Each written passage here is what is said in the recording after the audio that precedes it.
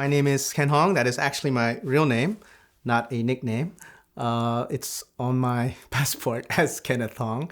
I was born in 1967. I emigrated to the US when I was 6 years old.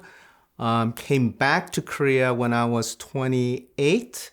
And over the last 30 years, I've been in and out of Korea as a resident for about 2/3 of that time. A little bit of time spent in China, Thailand, Hong Kong, but always came back to Korea because it was calling me back. So I've been here now straight for about 12 years, and who knows how many more that will turn into. I was born in Seoul.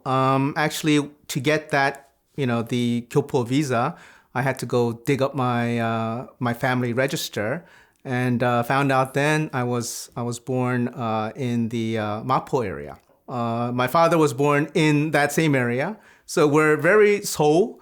But my mother comes from the north side, North Korea, and her family came down from the north before I was born. But we have long history here in the city.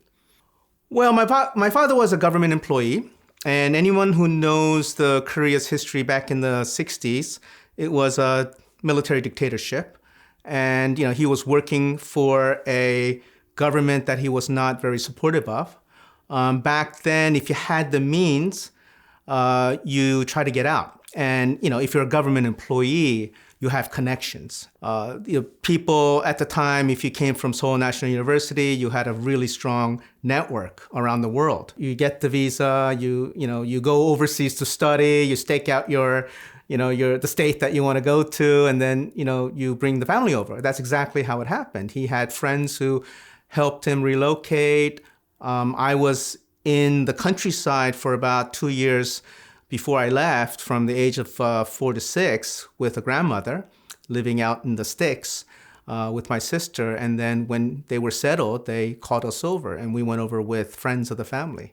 So it was definitely not refugee status, but definitely trying to escape Korea at the time. If you're a government employee and you're not very supportive of the regime, you don't want to stick around more than you have to.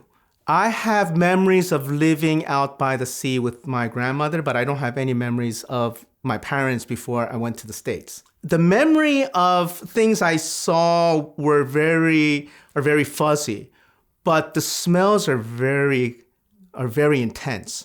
For those who are not familiar with eating insects, there's a snack here that little kids like called Beondegi.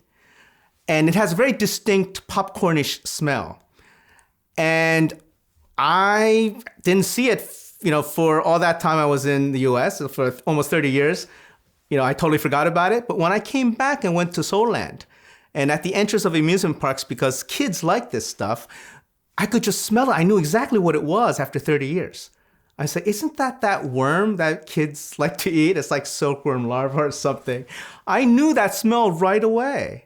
And what is it, Dalgona? That candy? I knew that smell. Even though I didn't know the name, I knew exactly what it tasted like. It was amazing. The sense of smell stays with you a really long time, and it doesn't matter what other smells come between your recollection and the time you smelled it. It's still incredibly strong. That's one of the things I still remember when I first arrived, the smells. They wanted us to assimilate into America.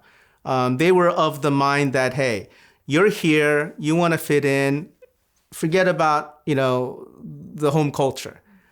And my father still was, even until the day he passed away. His philosophy was, we're in America, we should Americanize.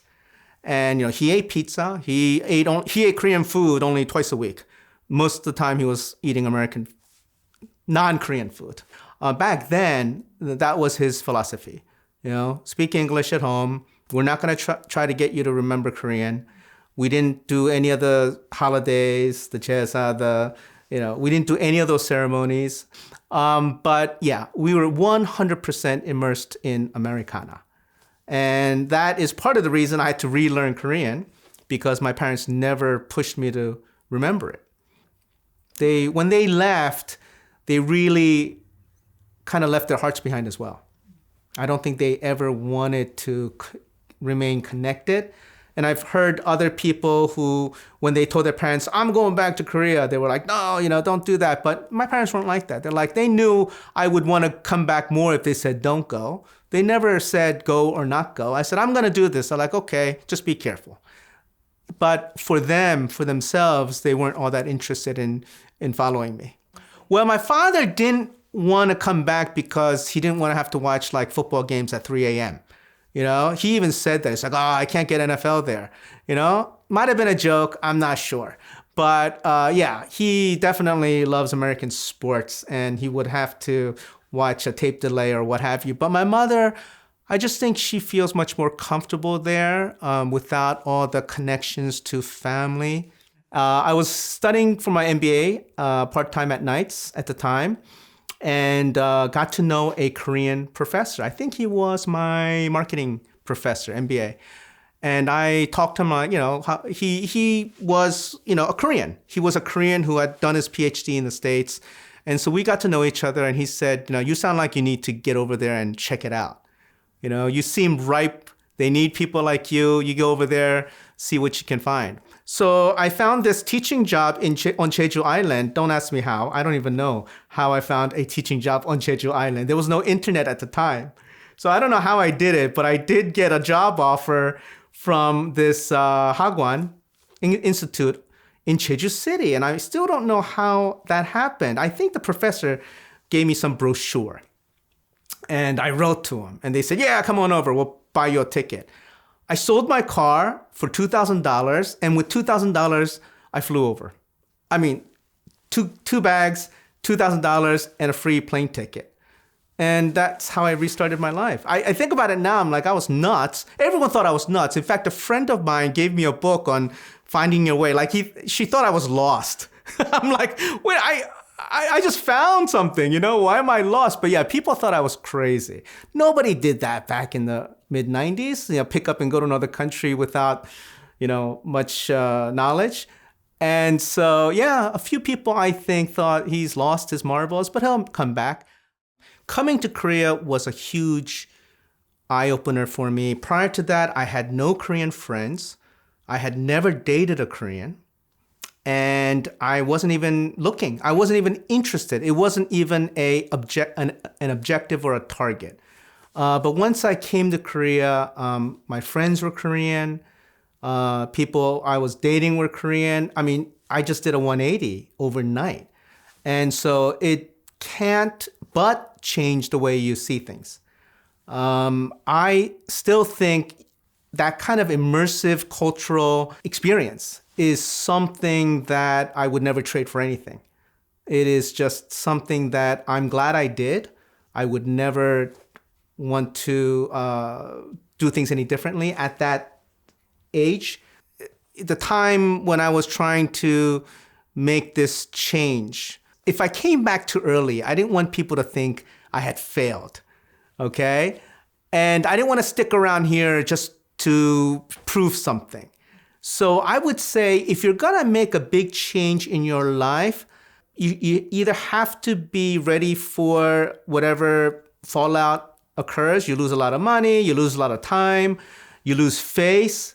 You come here and say, I'm gonna start over in another hemisphere. And then you come back 6 months later, people are gonna be like, what happened? That was kind of a thought that occurred a lot to me. But I also didn't want to just stick it out here and waste a lot of time. 6 months is how long I lasted in Jeju Island. And so that was kind of the thing. I said, if I can't break away from this and really find what I need to do, then I'm in trouble. So yeah, that kind of was the impetus for getting out of that situation and making another change. And that was probably a very hectic and uncertain part of my journey. When I had a daughter, it was kind of a no-brainer that she needed to spend some time there. And so when she was, first grade, we came back. And I started working for LG. So when you have children and they're in a culture that is not their own, you start to think like, boy, I wonder if she's going to end up like me in between cultures. I'd like her to have one, foundation, and then she can build off of that. My foundation being mostly US, but I wanted her foundation to be Korea. And she has that. Her Korean is perfect, and she knows Korean better than, I ever will, even in her, her first 15 years before she went to high school. Some may think it's important to be bicultural, and I do think it is, but I do think when we get to a certain age, when we are naturally curious, we will learn it. I know adoptees who have learned the Korean culture on their own. Nobody forced them to do this. I know many people who were born in small towns in America who eventually became curious enough. If you are curious enough, you will learn it without anyone having to push you. If you push, then they're going to be turned away. That's my philosophy. My name is Ken Hong. This is my Korean American story.